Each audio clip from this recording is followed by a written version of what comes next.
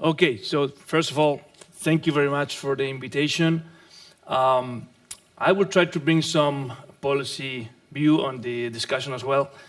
And I will say that probably culture is one of the less understood areas that we have in general. We take it for granted, we take it as a fixed effect. And that's why I think it's so important that we are discussing this in this seminar today. And if you think, and you look at one of the biggest puzzles we have in the modern era is why, given that we have such a huge amount of information and the technology, you can translate that technology from different countries. Why is that we have two countries that actually have such a big difference among them? Here you have Switzerland, and then you have the Congo, the Democratic Republic of Congo, and there's such a big puzzle. Why, if we are so close, we have all the information, why is it that we cannot manage to get it right? And if you look at it, it's not only these two countries, but the variation in the world is huge. So it's like living in different ages, but in the same time. So there's a big debate, it was a big debate about what are the deep determinants of economic prosperity. And it basically used to be the case that we had the three main theses. One was geography, the other was trade, and the other one was institutions, right? Nowadays, after many years, we all agree that probably even though the three of them are important, institutions is quite important, right? The problem is that even if we know that, even if we agree that institutions may be behind this difference on economic development, the truth is that it doesn't tell us much. Because it's like saying to you, you need Messi or Arturo Vidal to win a World Cup. Yeah, but how can we create that, right? You don't get that far if you only say we need good institutions if you don't know how to create them. So the biggest question that we have, because we as economists, we are not that good to create theories without data, so the data restrict us and put us just as describers of the world. We're not that good at getting that far all the time. But so what are the deep determinants of institutions is an area where probably culture has a lot to say, right? And there's another good book that probably you all read already that actually goes deeper and said not every institutions and actually give us some insight about what type of institutions work better. And basically this book basically tells, and this research shows you that inclusive institutions actually do a better job. And then when you start saying okay, inclusive institutions, you get closer and closer to culture. So as you both previous presenters were saying, culture, it seems to be a really good area to get deeper on the formation of good institutions, because basically culture obviously affects personal values and attitudes, and they also affects collective values and attitudes. So if you want to get better institutions, you better understand how to change, how to evolve culture. So first of all, you may be tempted to think, oh, this poor country, this developing country, they're just stuck there. They cannot move. They're not as smart as developed countries. So you must be very careful and not to get tempted that actually the culture is something fixed. Obviously, history has a lot to say.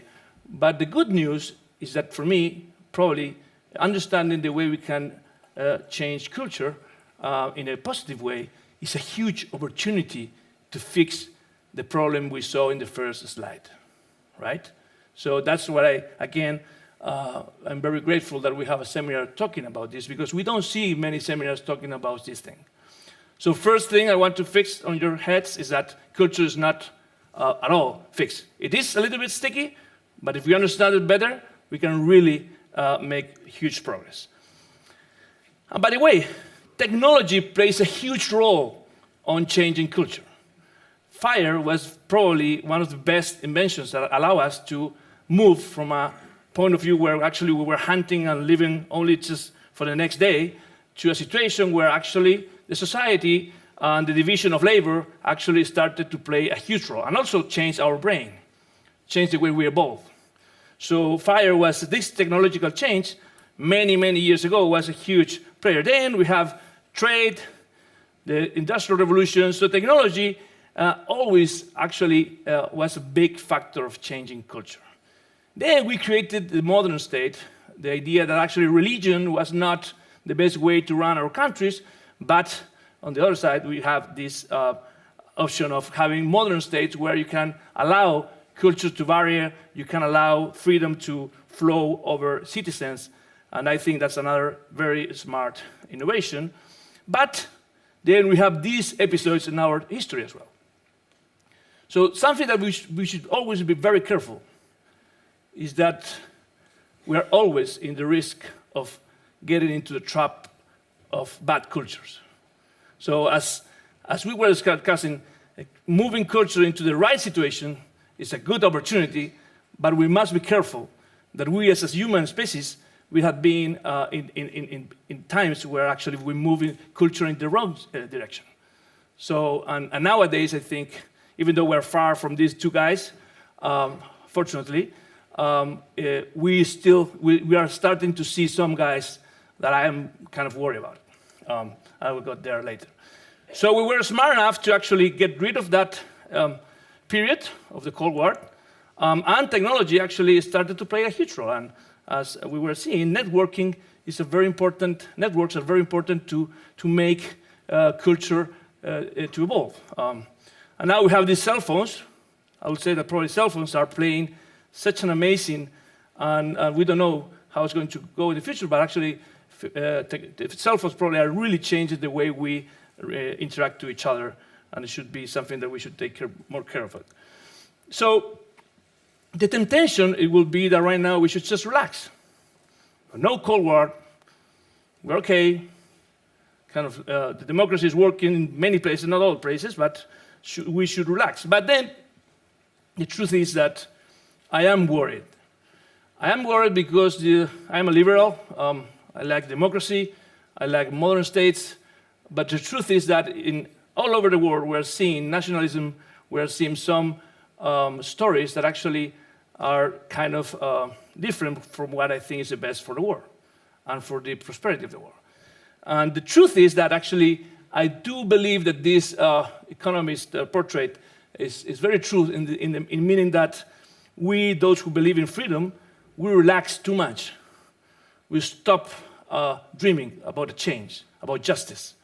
So we relax so much because we were from the elite that actually we didn't need that change. We didn't need that change. So we really need to think harder that we cannot get rid of politics. If you truly believe in your beliefs, you should really take care of your society. You should really take care of politics. And that means it's not just really relax and let the time pass over. But right now, we are in a moment where actually democracies are being questioned. And if you look at the surveys, I don't have the surveys here, but if you look at the surveys, many people start saying, I don't need democracy. Who cares? And we start seeing these guys winning elections all over the place, different countries, different colors, different views. And so populism is something that is over there, always. And you know where it starts, you don't know where it ends. And the trick populists use all the time is the same. We divide society among the goods and the bad guys. I am the savior, you vote for me. Once I am in power, I stay in power. I don't need you anymore. I change the rules. It's very simple. So now, since we, the liberals, thought that actually let's open the doors and let's have migration. Migration is great. But obviously, we were not sophisticated enough to have a good migration. Good migration doesn't mean that we'll be cherry picking. Good migration means that actually the social interaction is very important, it's very sophisticated, it's complicated. So if you really believe that diversity is a good thing, because I do believe that we don't need that homogeneous society to grow and to prosper, but then you must be very careful to run good immigration policies. And not only saying, yeah, let's open the doors, do whatever you want. But you must be more sophisticated than that. So I don't want that. I do believe that diversity is a good thing. And I come from Chile. I come from this society where we also had a very divided history. We have Pinochet, we have Allende. We were killing each other. And the way we get rid of that is with new leadership. New guys that were able to stand and say, we're going to move forward. We're not going to repeat what we had already. And I wanted to show you this picture. Few countries in the world can show 5 presidents alive standing together saying, guys, no matter how we think, because we have different views here, we really need to build good institutions. Institutions where we can actually bring our best people to work in the public sector, to work into politics, to be serious about data, to use evidence. And that's what I think culture is not something that you should take for granted, and culture is something you should really work, and politics and civil society and economic progress is also an ecosystem that works together.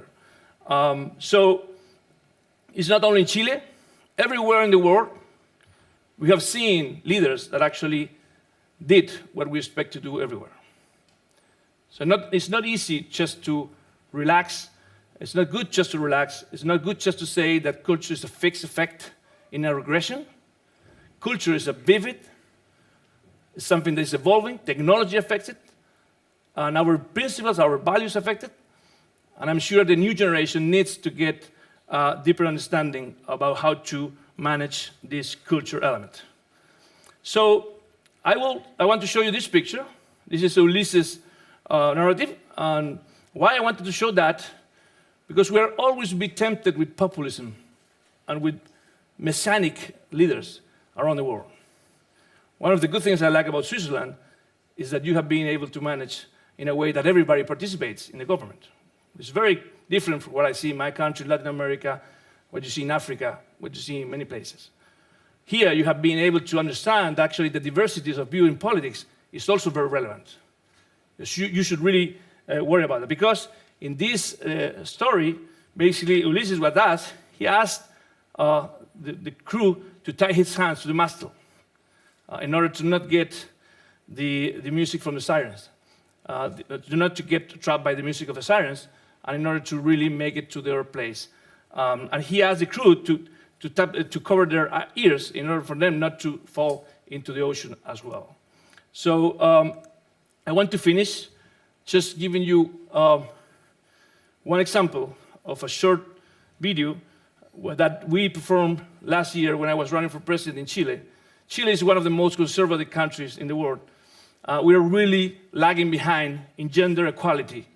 Nobody cares about it that much. Now we're trying to push that agenda. And I just want to show this. Cuando llegas a tu casa después del trabajo y todos te están esperando para que empieces a cocinar? ¿Sabes qué se siente cuando tu sueldo es menos que el de los hombres que hacen el mismo trabajo que tú? ¿Sabes qué se siente cuando vas caminando por la calle y te hacen sentir como si estuvieras desnuda? No, no lo sé. No soy mujer, pero esta realidad me indigna. Soy Felipe Kast y la equidad de género es mi compromiso. So just wanted to finish with this short video. Not just, this was worldwide trending topic at that day. It was crazy. We didn't expect that to be such a conflict in Chile. We were expecting that it's going to be a clear message that we really respect and we want to fight. We respect women and want to fight against discrimination. But I wanted to show you this video because even for our, when we were running for the campaigning with that, it was a huge problem in Chile. The conservatives were really kind of feeling that we were really trying to break the rules and trying to move the frontier. So again, this is just an example of how difficult it is to change culture, but how important it is to do it in order to have a better world and to have a prosperous world and with less inequality. Because if you see, there's nothing less efficient than discrimination.